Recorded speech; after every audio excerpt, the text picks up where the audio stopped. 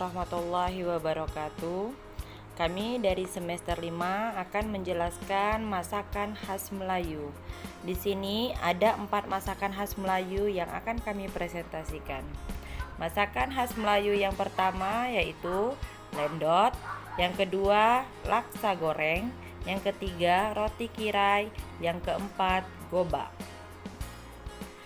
Untuk yang pertama yaitu lendot.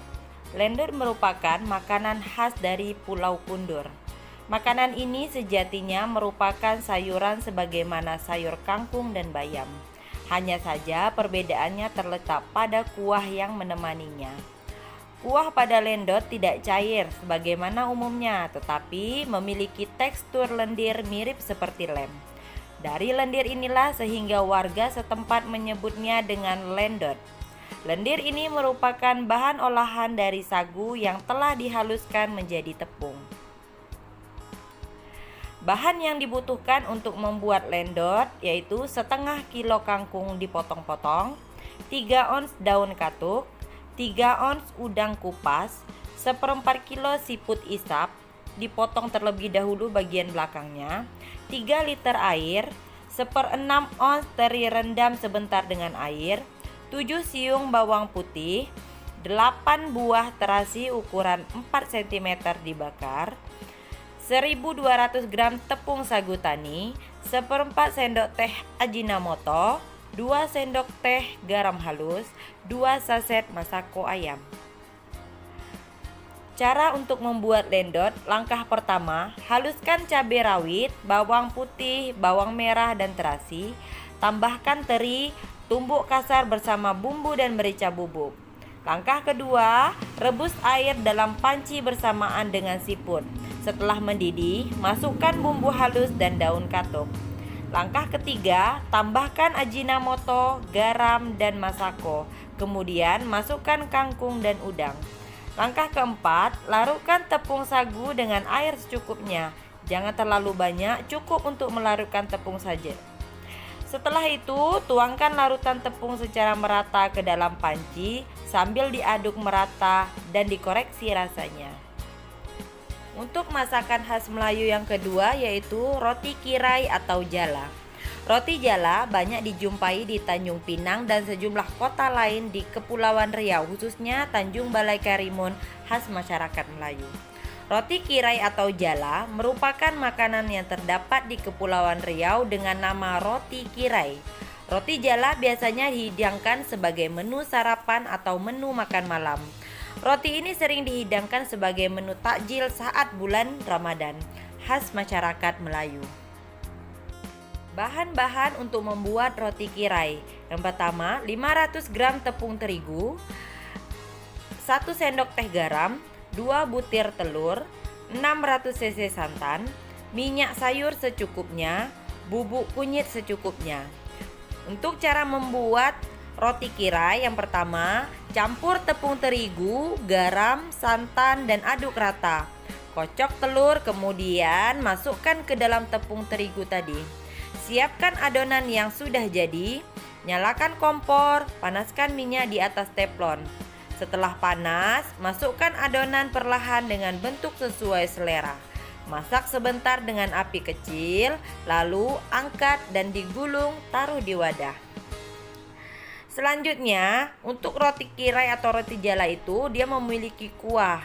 Berikut bahan yang digunakan untuk membuat kuah kari. 1 ekor ayam potong disesuaikan selera, air jeruk nipis secukupnya, garam secukupnya, 3 siung bawang merah, 3 cm kayu manis, 1 batang serai, 700 santan cair dan 300 santan, 3 cm lengkuas, minyak sayur atau secukupnya, 5 lembar daun salam, masing-masing 1 buah kapulaga, bunga lawang, dan cengkeh.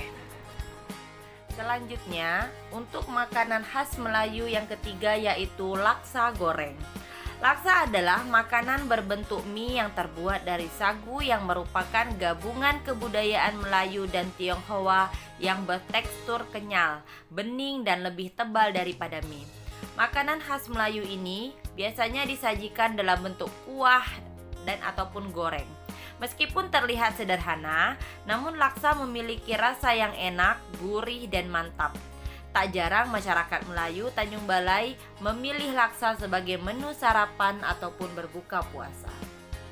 Bahan yang digunakan untuk membuat laksa yang pertama 500 gram laksa, 5 butir bawang merah, 4 siung bawang putih, 1 sendok teh bilis direndam dengan air, 5-7 batang cabai merah, bisa dicampurkan dengan sedikit cabai keriting, garam secukupnya, gula secukupnya, daun bawang, toge, bawang goreng, bilis goreng.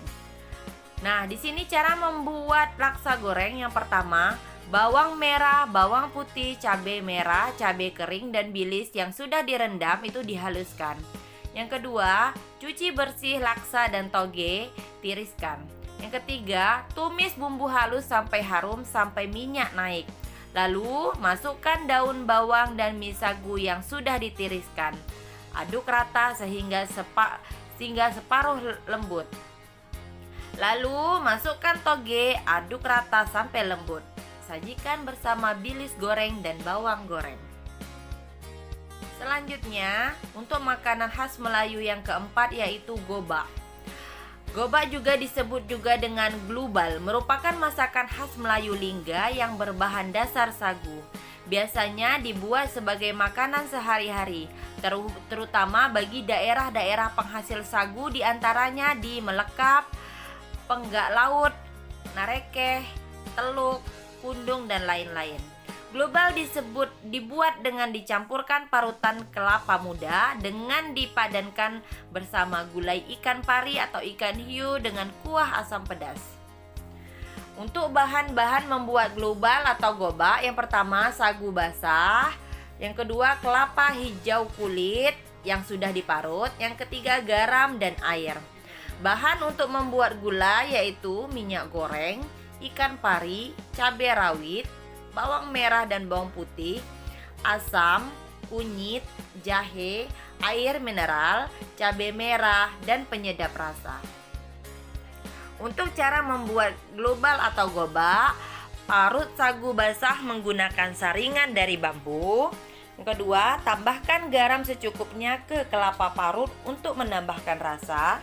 Yang ketiga, masukkan kelapa sedikit lalu tumis hingga warna kelapa menjadi berubah.